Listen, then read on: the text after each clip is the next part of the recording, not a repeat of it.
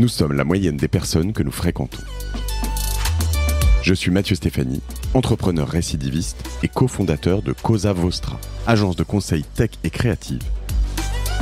Avec Génération Do It Yourself, je vous propose de rencontrer ensemble des entrepreneurs, sportifs ou artistes qui vont littéralement faire exploser notre moyenne.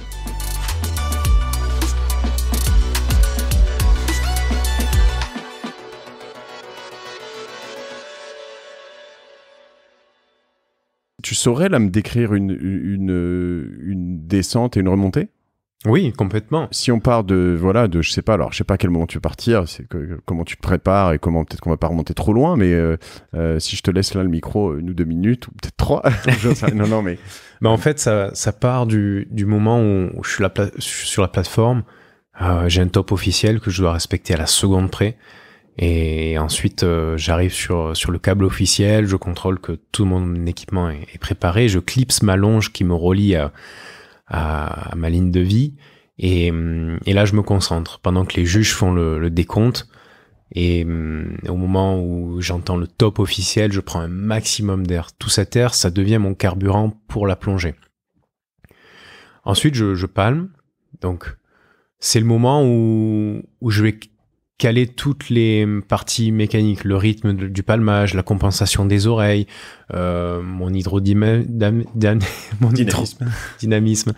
Et en fait, une fois que tout ça est calé à partir de 30-40 mètres, ça me permet de m'échapper un peu. M'échapper de ces idées qui pourraient me dire « Qu'est-ce que tu fais là ?» Et t'es en apnée, c'est profond, et la surface, elle est loin. Et en fait, je vais juste penser à des bons souvenirs. Je me revois à Marseille, en train de monter dans les collines de Marseille, qui me rappellent toujours la gloire de mon père, de Marcel Pagnol, des repas en famille. Et à un moment, il y a des fois cette question qui me vient vers 95-100 mètres, où je me dis, qu'est-ce que tu fais là ? Et cette question, elle est très forte, parce que on pourrait se dire, bon, en fait, c'est beaucoup trop les profondeurs où je tourne. Et puis petit à petit, au fil des mètres, je me convainc qu'en fait, ce que je fais, c'est normal. Tout va bien. Je me suis entraîné toute l'année pour ça. J'ai annoncé la bonne profondeur au mètre près. Et puis, là, il y a une musique qui vient. Ça veut dire que le matin, pour me préparer, j'écoute à peu près entre 5 et 6 fois la même musique en boucle. Mes voisins deviennent fous. Mais voilà, cette année, c'était Radiohead, Everything in This Right Place. Puis j'aimais bien le titre. Tellement beau, ouais.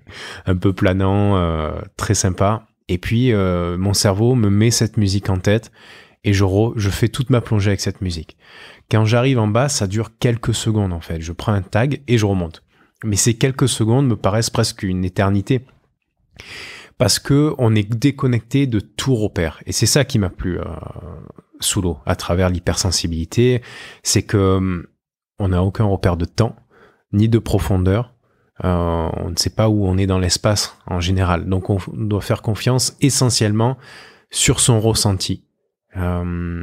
Et c'est là où il faut aussi apprendre à se faire confiance et lâcher prise, se concentrer sur le moment présent, se rassurer. Toujours garder le repère au niveau de la réalité, en fait. Parce que des fois, quand on est dans des situations extrêmes ou challengeantes, on va souvent se concentrer que sur cette situation et ne plus avoir de repère sur notre expérience passée. Et c'est là où il faut se rattacher sur « Ok, cette situation est extrême, mais qu'est-ce que j'ai fait dans le passé ?» Oui, j'ai fait tel record et puis telle profondeur. En fait, tout va bien. Et relativiser et prendre de la distance sur ce qu'on est en train de faire. Et ça, c'est valable vraiment dans la vie de tous les jours. Ensuite, c'est la remontée. La descente, c'est un peu le moment relax, on va dire. Très agréable. La remontée, c'est il faut se motiver. Parce qu'à ces profondeurs-là, si j'arrête de le palmer, je coule. Et là, c'est le moment où je palme assez fort. Je me mets en position de flèche avec les mains une par-dessus l'autre, au-dessus de la tête. Et là, je me profile pour aller le plus vite possible et remonter à la surface. Le plus vite parce que on va dire que c'est ma force. Ça me permet de regagner la surface assez vite. Dans la zone des 30 mètres, à un moment, on va sentir la température de l'eau qui revient à la normale, en sachant que des fois, la surface, elle est à 28 et au fond, elle est à 13 degrés. Donc, on sent vraiment le corps qui commence à se réchauffer. Vers 30 mètres, il y a les apnéistes de sécurité qui viennent nous voir pour savoir si tout va bien. Tu t'arrêtes? Tu dois t'arrêter ou non? Non, c'est vrai que c'est pas comme dans le Grand Bleu où on s'arrête, on fait le test. Là, c'était vraiment pour la fiction. Nous, on descend à la vitesse à laquelle on veut et on remonte à la vitesse à laquelle on veut. On n'a pas de palier comme en plongée bouteille parce qu'on respire pas d'air au fond. Exactement, ouais. Et pour l'expliquer éventuellement après ça, mais ouais. Voilà, c'est les derniers mètres les plus importants au final. Au fond, on vient juste de faire un aller simple. Par contre, au retour, on vient de faire le double de la distance.